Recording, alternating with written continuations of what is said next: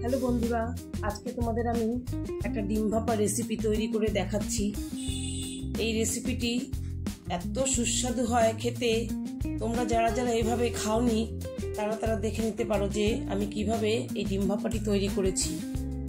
আমার চ্যানেলে তোমাদের সকলকে স্বাগত জানাই। তোমরা দেখে নাও আমি কিভাবে এই ডিম ভাপা তৈরি করলাম। অল্প তেলে অল্প সময়ে তৈরি হয়ে যায় এই ডিম ভাপাটা। আমি 6টা ডিম সেদ্ধ করে নিয়েছিলাম। এরপরে আমি 2 রকমের সর্ষে নিয়ে নিয়েছি আর হাফ মালা নারকেল কুড়িয়ে নিয়েছি আর সঙ্গে নিয়েছি কাঁচা লঙ্কা। আমি সর্ষে মিক্সিতে পেস্ট করে নিয়েছিলাম, আগে এমনি জল ছাড়া পেস্ট করে তারপরে জল দিয়ে আমি পেস্ট করে নিয়েছি। আর নারকেলটাও আমি মিক্সিতে কাঁচা লঙ্কা দিয়ে পেস্ট করে নিয়েছিলাম। আর এভাবে ডিমগুলোকে গাটা চিড়ে চিড়ে রেখেছি যাতে একটু ভাজার সময় নুনটা ভেতরে ঢুকে যায়। তোমরা যারা যারা আমার এই রেসিপিটি দেখছো তারা প্রত্যেকে একটা করে লাইক আমাকে দিও আর কমেন্ট করে জানিও যে কেমন লাগলো।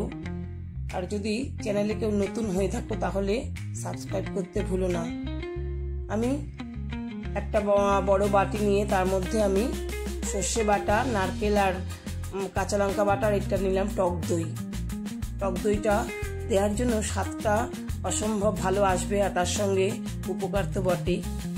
এর সঙ্গে আমি হাফ চামচ নুন, হাফ চামচ হলুদ দিলাম আর 2 চামচ মতন তেল এর মধ্যে দিয়ে খুব ভালোভাবে মিশিয়ে নিয়েছিলাম। মেশানোটা কিন্তু খুব ভালোভাবে করতে হবে যাতে মশলার সঙ্গে তেলটা পুরো তেল, নুন আর হলুদ খুব ভালোভাবে মিশে যায়। এভাবে আমি খুব ভালোভাবে মিশিয়ে নিয়ে তারপরে আমি কড়াইয়ের মধ্যে অল্প তেল দিয়ে ডিমটা ভেজে নিয়েছিলাম। এর মধ্যে সামান্য একটু নুন দিয়ে দিয়েছিলাম যাতে ডিমের ভেতরে নুনটা ঢুকে যায়। এভাবে হালকা করে ডিমটা ভেজে নিয়ে তারপর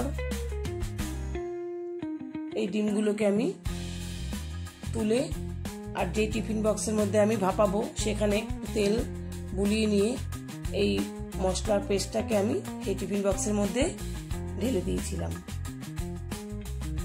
ঢেলে দিয়ে আমি ডিমগুলোকে এর মধ্যে দিয়ে খুব ভালোভাবে ডিমগুলোকে মিশিয়ে নিয়েছিলাম। বন্ধুরা, তোমরা স্কিপ করো না, তাহলে বুঝতে পারবে না পুরো ভিডিওটা দেখার অনুরোধ রইল তোমাদের সকলের কাছে। আর তোমরা অবশ্যই কমেন্ট করো, তোমাদের কমেন্ট দেখে আমাদের কিন্তু আবার নতুন রেসিপি করবার ইচ্ছা হবে। তোমরা কমেন্ট করে জানিও কেমন লাগলো তোমাদের এই রেসিপিটি। এবার কড়াইয়ের মধ্যে একটু জল গরম বসিয়ে দিয়েছিলাম। জলটা যখন ফুটে উঠবে সেই সময় আমি এই টিফিন বক্সটার মধ্যে আমি কয়েকটা কাঁচা লঙ্কা দিয়ে দিয়েছি আর কিছুটা কুচনো ধনেপাতা এর মধ্যে মিশিয়ে দিয়েছি। ধনেপাতার গন্ধটা অসাধারণ বন্ধুরা। যখন এটা সেদ্ধটা হয়ে যাবে, ভাপানোটা হয়ে যাবে, তারপরে যখন খোলা হবে টিফিন বক্সটা, এই ধনেপাতার গন্ধটা অসাধারণ লাগবে। আর ভাতের সাথে ভাত বা রুটি পরোটার সঙ্গে খাওয়ার জন্য তো কোনো ইয়েই নেই, এতটাই টেস্ট হয়েছিল এই ভাপাটা। তোমরা এইভাবে বাড়িতে বানিয়ে দেখো। এই জিনিসগুলো দিয়ে কম সময়ে কম উপকরণে আর এত অল্প তেল দিয়ে এত সুন্দর রেসিপি তোমরা বাড়িতে বানিয়ে তৈরি করে খেও। খুব টেস্টি হয়েছিল।